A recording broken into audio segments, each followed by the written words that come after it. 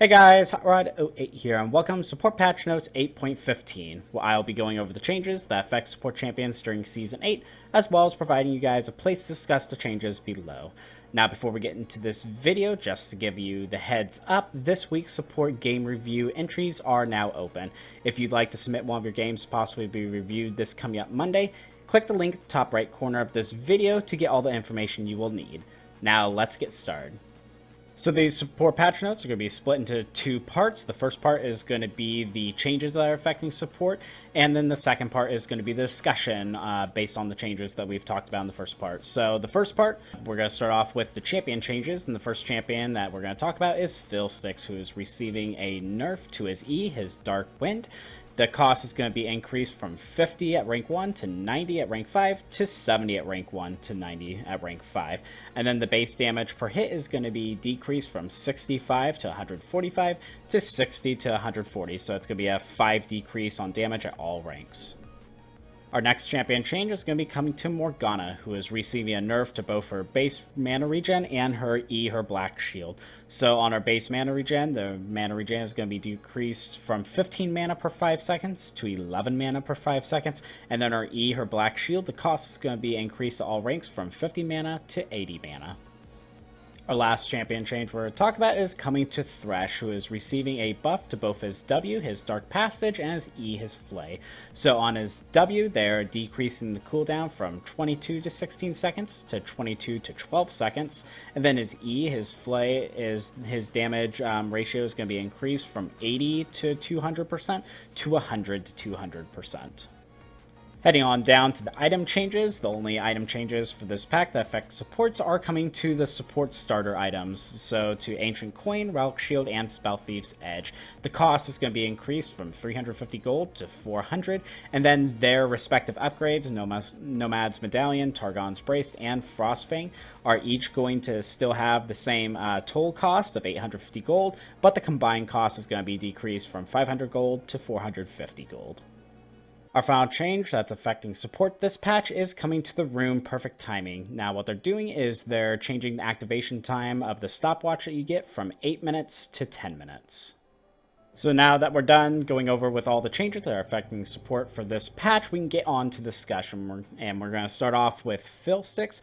So Fiddlesticks has been a really good support ever since the 80 carry meta changes that have been affecting us for the last 2-3 patches, with his early game being absolutely dominating, and with an E, his Dark Wind that you just could not dodge for the life of you. You would take a lot of poke early on in the game, so any retaliation was kind of difficult. Since you'd already have such low health from the Fiddlesticks, and his burst damage once he got to level 6 with his ultimate is just absolutely crazy. So I do believe that these nerfs that are coming to his Dark Wind is merited. So what it's going to do specifically, it's just going to let him not be able to spam his E within the first 5 levels anywhere near as much as he's able to now. These changes aren't going to affect him in the late game. It's just going to be his laning phase that's going to be putting him down a peg. So with that 20 extra mana at level 1, it's really going to make sure that he's not able to just spam you every 5 seconds within the laning phase, poke you down, and so you should actually have a bit of retaliation that you can do against him now, since you're going to be just a little more healthier, just because you're not going to be taking so many crows to the face. And then the base damage, reduced by 5 damage per hit. You have to also remember that you can get hit by multiple crows from the same cast, but still, even the 5-10 less damage you're going to be taking, it does add up over time. You're just going to be just a little bit healthier to get some retaliation against them. It's not going to put Fiddlesticks, I don't think, completely out of the meta, but it will put him down a peg so you can actually have some counterplay within the first 5 levels of the game. Our next champion we're going to be talking about is going to be Morgana, which we talked about is going to be getting those mana regen nerfs to from 15 mana per 5 seconds to 11 mana per 5 seconds, and her E, her black shield, is getting increased. So yet again, it's kind of like the Fiddlesticks. Morgana's late game is almost not going to be affected by this at all. It's just going to be her early game. With Morgana, she had such high mana regen and her costs are relatively low that she was just able to spam her abilities all the time to get you pretty unhealthy within the early parts of the laning phase. And Also, you know, with Morgana, that if you get hit by 1Q to the face, you're basically almost dead just because of how long the root duration is. So with her mana regen being lowered, she shouldn't be able to spam as many Qs now without having some retaliation back. So it's going to add just a little bit more counterplay just because she's not going to be able to spam so much in the laning phase. And also with her E, her Black Shield, increasing by 30 mana. As I said, in the late game, that's not really going to matter. But in the early game, if you're like a Thresh or a Pike that's trying to get abilities landed on her with those abilities negated, it's actually going to cost her quite a bit of mana in order to use it from now on. So you might have some counterplay as she's running out of mana to do something versus her just being able to use that at 50 mana, which is almost nothing when you have that high of a mana regen on Morgana. So in the early game, it's going to put her down a peg. She shouldn't be a top pick anymore. She should still be viable by any means, but I don't think she's going to be tip of the top of supports in the bot lane anymore. So we'll see between the Fiddlesticks and Morgana changes if we're going to be seeing them as much as we do now. Our last champion change we're going to be talking about, though, is coming to Thresh, which I don't think these are actually very good buffs that are coming to him. Now, I think of Thresh as an early game champion, that he's going to be a lot better early to the mid game, whereas these buffs are more lined up for late game buffs. Now, we'll talk about his W's Dark Passage, which is the last thing that you generally rank up, and at rank 1, it's still a 22-second cooldown, so you're not really going to be feeling those cooldown buffs until the very, very late parts of the game, which you almost never get to.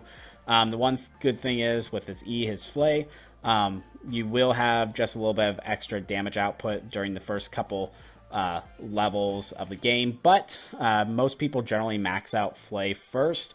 So as you rank it up, the buff difference from last patch, this coming up patch, is just going to be 5 less. So at the beginning, you're going to have 20% more. Once you get to rank 2, it's only going to be 15% more. Rank 3, 10% more, and so on. So you're going to have that maxed out by level 9, and at that point, these buffs are going to mean absolutely nothing, just because at that point, you're going to have 200%.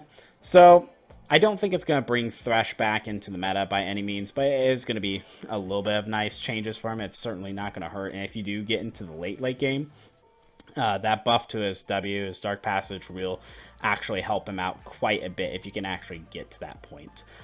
Moving down to our only item changes, which are the support items. I know a lot of people are upset. I've already done a video over these changes from that cost of going up to 350 to 400 gold, just because, for one, you're not going to be able to get the refillable potion from the very beginning of the game. You can only get those 2 health pots. You also can't get the Fairy Charm either, because that's 125 gold, and you're only going to have 100 gold extra. So you're strictly going to be limited to 2 health pots. Now, in the laning phase, it's going to mix it up just a little bit. If you're an enchanter with your own self-sustain, such as a Soraka, this shouldn't really hurt you too much. If you're a poke champion like a Vel'Koz or a Brand, you're not going to have as much sustain as you've had before, but you have to also think too that your enemies are also not going to have as much sustain as they've had before. So it's going to be based on if you can hit those skill shots and get that burst damage on the enemies before they burst you down yourself. So it's going to be a little bit more of a skill matchup. The one thing it's going to hurt, I think, the most is supports that don't have their own, like squishy supports that don't have their own self-sustain, like Zillion, are going to be feeling this really hard. And then tank supports, if they get poked down too much early, they're not going to have a lot of regen to come back into this. And also, tank supports generally aren't trying to poke down their enemy laners either. It's usually an all or nothing type thing, and 1 health pot's not going to make any difference to your aggression going towards the enemies, usually, but it's going to make more of a difference if you're getting poked down yourself, if you're going to be able to healthily get into an engage or not. So I think the squishy supports that don't have sustain and tank supports are going to be the most heavily affected by this, while the poke supports and self-sustaining enchanter supports are going to have just a little bit of a better time. with these changes. One last thing to note before I go on to our last thing is it's been less relevant to see other lanes rather than support take these gold items, but with the cost going up from 350 to 400 gold, I think that's going to eliminate a lot of different lanes from really trying to get those gold items anymore. A couple weeks ago, I saw Vladimir take a ancient coin with you not being able to get an extra health pot early. I think it's really going to make any other lane rather than support have a lot less success going with it. So that is one good thing to take out of this. I think this is going to actually make it just a little bit better for supports in that realm, just because it's going to make it a lot less enticing for any lane but support to pick it up. And then the very last thing we're going to be talking about is our change to perfect timing. So stopwatches have started to come back really into the meta with just being able to save you from almost everything. And personally, I agree that they changed the activation time from 8 minutes to 10 minutes. I mean, you don't get boots until about the 10-minute mark in the game. You can reduce that, but you usually don't get too much of a reduction for that. So I think it's good that they kind of evened it out, that the perfect timing is going to be up to 10 minutes as well, just because at 8 minutes in the game, you're in that laning phase, that the laning phase can decide whether you're going to win that game or not. And that stopwatch, being that 2 minutes earlier that has been, could really make a difference between a person dying and not dying. Now, it being at the 10-minute mark, it's not going to be saving anywhere near as many lives as it has been early in the game, and it's not going to dictate the laning phase anywhere near as much as it has been in the past. And that'll be it for support patch notes for patch 8.15. What do you think of the changes? Do you enjoy the changes that are coming to this patch or not? Please leave a comment in the comment section below, and I would love to hear your opinions. If you're enjoying my content and want to consider supporting the channel, head over to my Patreon. There you can enjoy perks such as early releases of some of my videos, having me look at your op.gg and giving you suggestions, and having your name shout out at the end of my videos like these lovely people here who are already contributing to the channel. If you haven't subscribed to my channel yet, I feature support-focused League of Legends content that I release on a weekly basis and would love your support. I've also started streaming on Mondays and Thursdays from 7 p.m. to 10 p.m. Eastern Standard Time on YouTube. If you want to learn how to be a better support player from a diamond player and show you exactly kind of like my mindset as what I'm doing when I'm going through a game, please feel free to join me on one of my streams. I would love to have you and answer any questions that you have. If you enjoyed this video, please like it, it really helps me out, and hit that notification bell next to the subscribe button to keep up with the latest content that I release. But rather than that, you guys have a great day today. Thanks much.